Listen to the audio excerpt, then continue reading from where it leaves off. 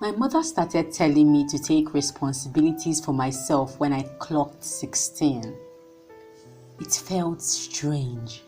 I was used to people getting my things sorted out for me.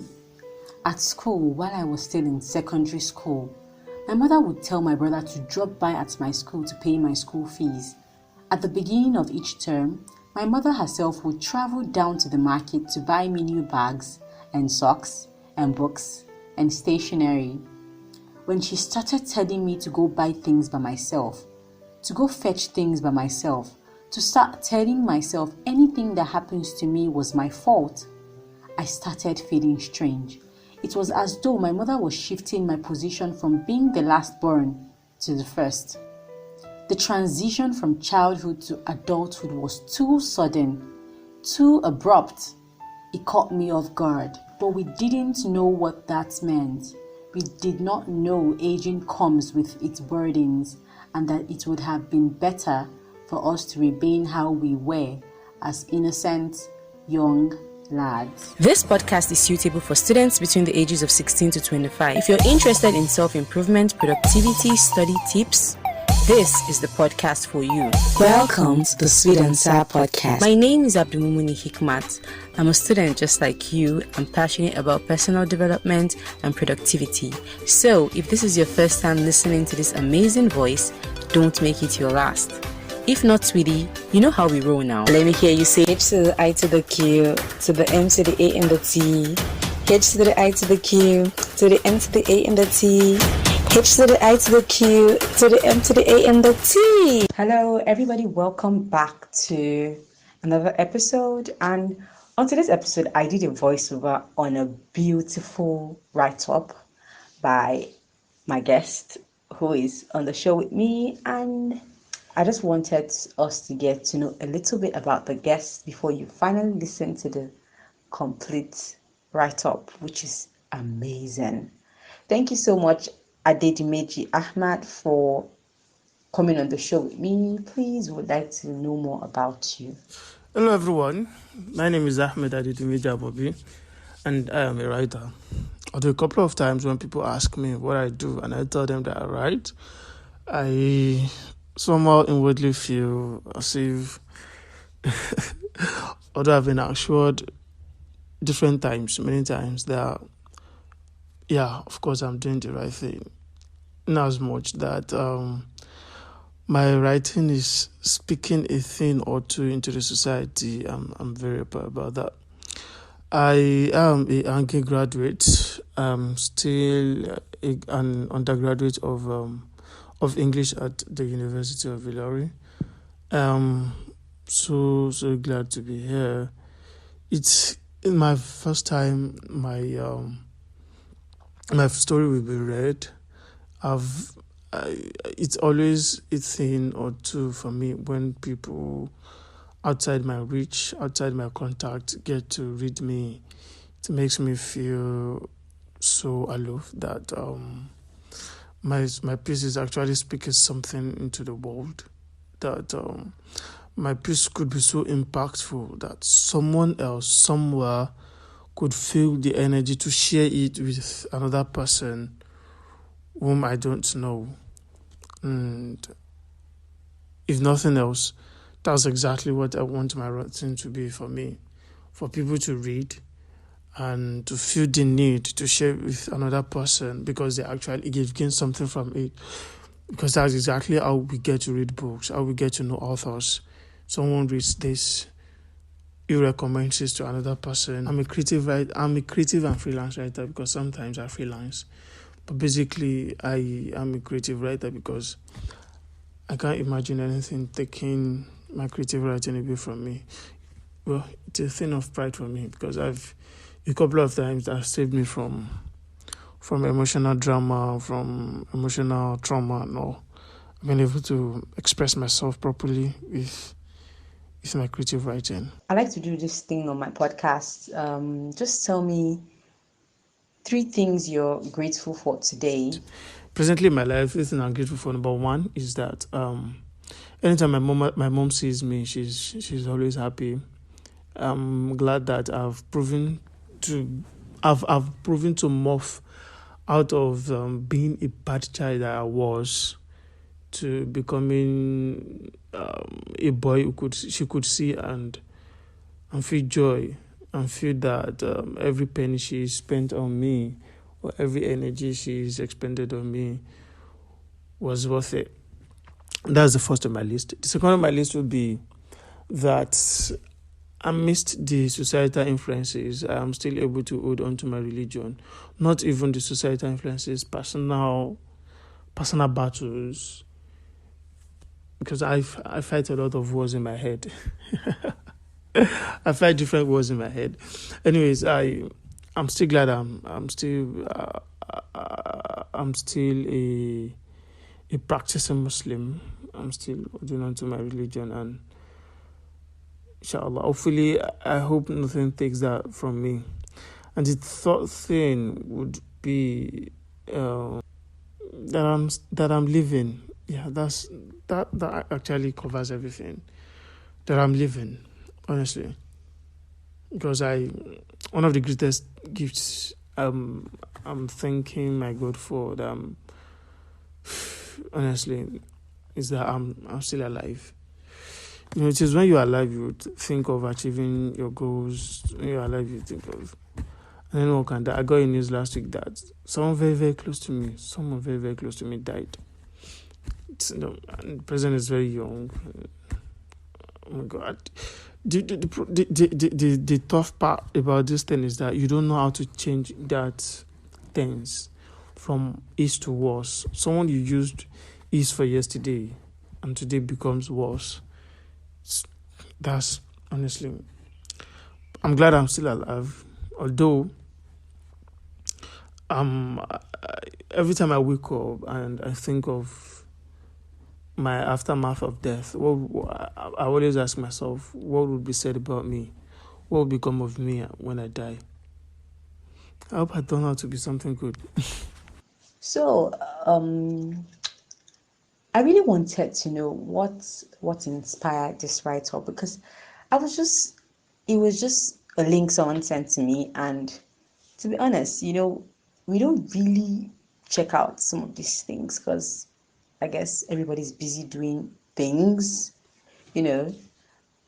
But when I clicked on the story and I read the story, I was particularly interested because I felt like I could connect with many things. Although I'm not a guy, yeah, but I felt like I could connect with, the burdens of aging. As you gave it the perfect title. So tell me, what inspired the story? Funny thing when you said, although you are not a guy, and you could still resonate with the piece. That was my aim. That was actually my intention behind the choice of word, the kind of allusion I'm going to employ in the piece. The craziest thing is that when some of my female friends read the piece and they shared some personal stuff with me, I felt like although the feeling I was happy because I was feeling so something I wrote about myself could mean something to another person, and not even another person of my gender, another person of of another gender, which is honestly I'm still basking in that thought actually. So what actually inspires the story was that I wrote it when I clocked, I can't quite remember, I think it was 22. Yeah, it wasn't even the age of 21 because the most treacherous age for me was 21 when I clocked 21 because, when you clock 20, honestly speaking, everyone, I don't know, but to me anyways, I feel like everyone looks forward to clocking 20 because we're like, Mom, I want to become 20 years old because you want to cross out of that thing that people say about 19, maybe say when someone asks you how old are you and tell them 19, I want to get creation, yeah, you're still a young kid, you're still a kid. So everyone wants to get out of that teenish phase. So I wrote it when I clocked, I think it was 22, and I was I was just thinking about everything. I wrote that piece I think at night. I was at my desk and it was in a single seat. I wrote it on, although the edit and all. In fact, I finished the edit minutes before sending it, publishing it on my Substack.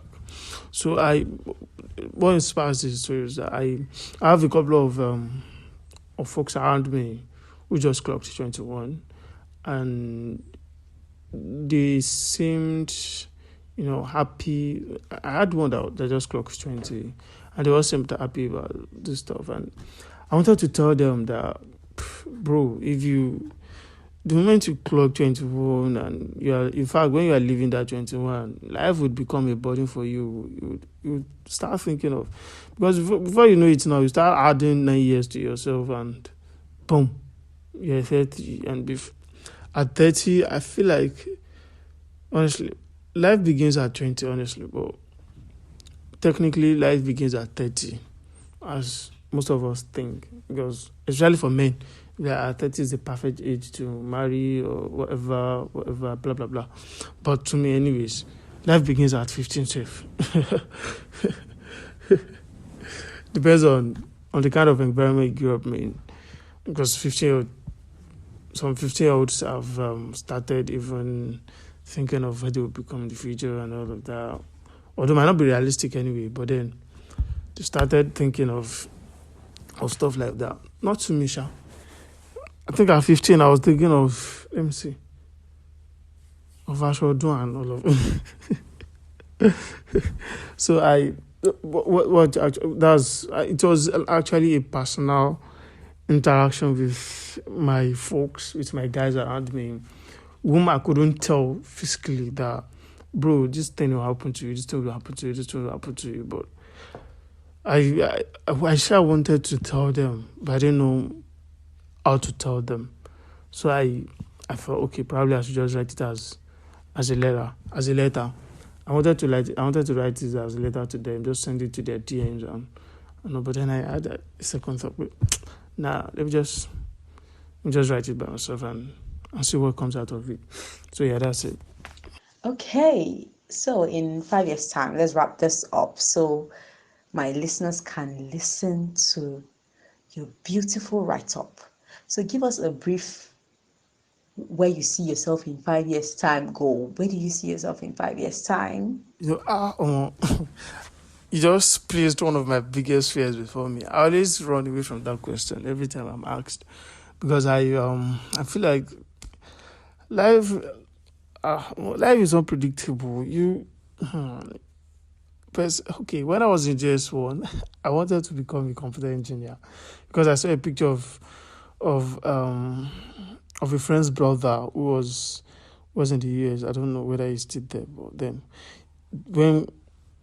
at the time when the picture was with her, the person was in the US, and I was so fascinated by the way if I study computer engineering, I would I'll get out of Nigeria quickly. But then when I got to JS3, I made up my mind. I said I can never go to science department. I can never go to science department. So so that's it. Although in 5 years, one thing I would still be grateful for to be in my life is that I become a happier person.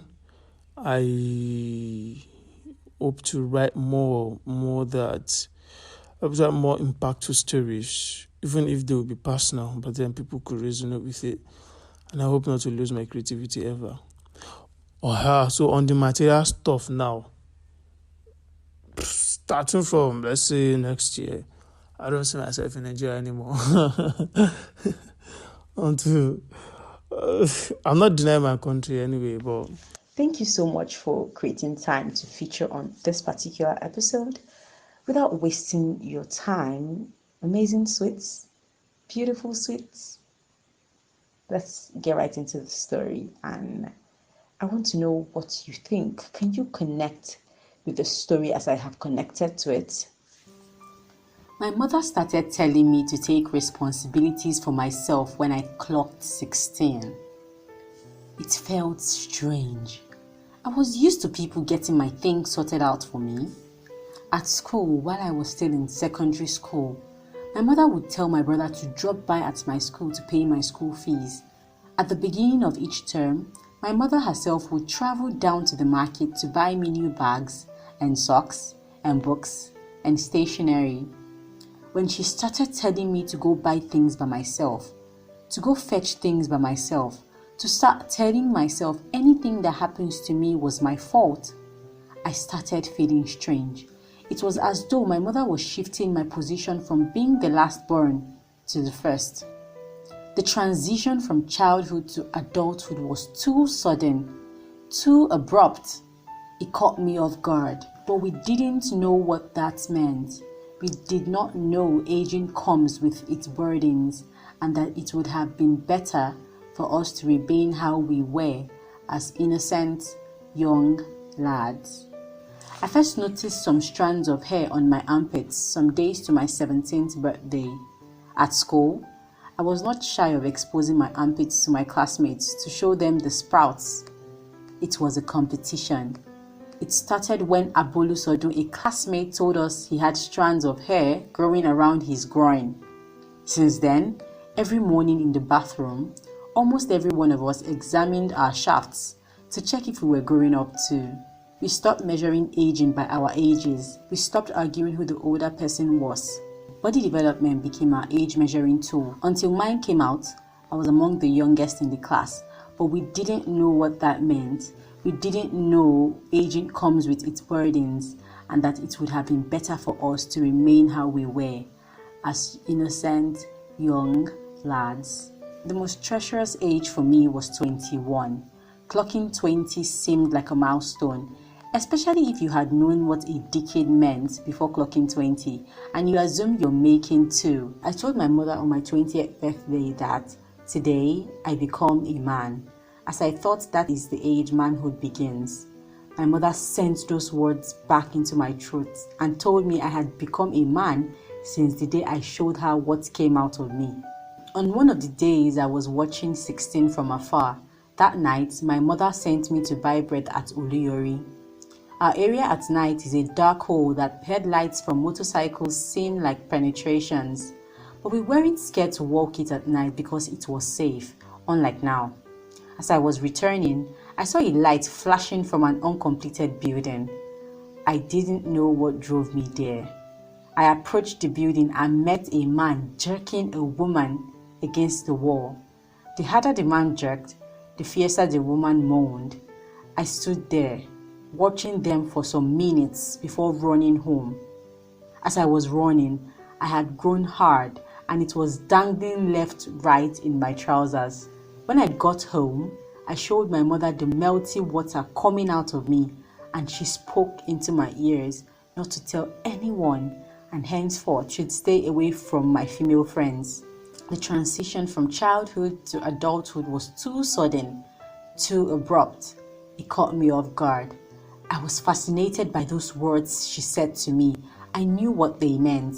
I had started taking biology as a subject in school. Before and at 20, all these were stupid, cravey fascinations. At 21, the burden of aging built on me and I started blaming 20 for coming.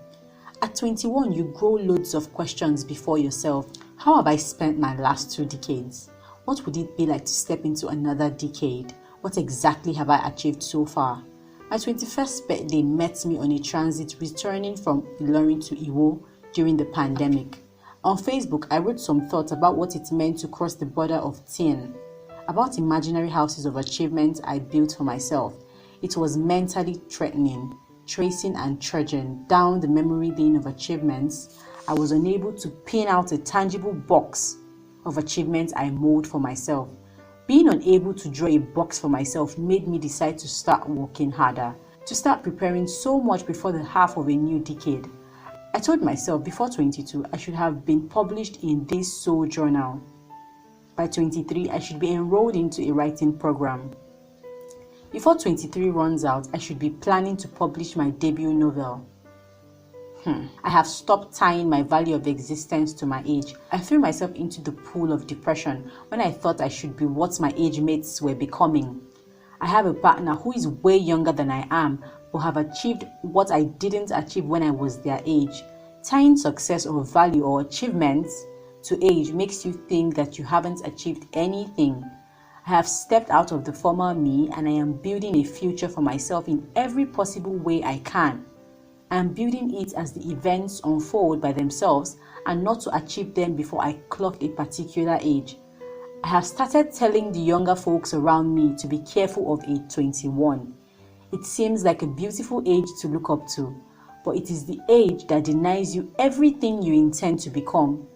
You lose yourself into the hands of becoming as you age. You would believe to have become this or that at 21. I think you should continue living as life unfolds itself and pull to the very best of your ability every stone you can. If a stone feels larger than you are, try to pull, and if you can't, let it be and find another. You don't want to live your life as a clone of Sisyphus. It's so nice to be here. I'm really, really glad. When Hikma reached out that she would love to she would love to voice my work and invite me over, I felt so honored because sounds like this is the very first time that will be done for me. Thank you so much. And across all platforms, a simple search of Ahmad Adedimeji Amobi would actually bring out all my across all social platforms. Ahmad Adedimeji Amobi, and there you have me. But my handle on Twitter and Instagram is at Ahmed Adedimeji, just that, at Ahmed_Adedimeji, and on Facebook, Ahmed Adedimeji Amobi. Thank you so much for having me. So nice to be here.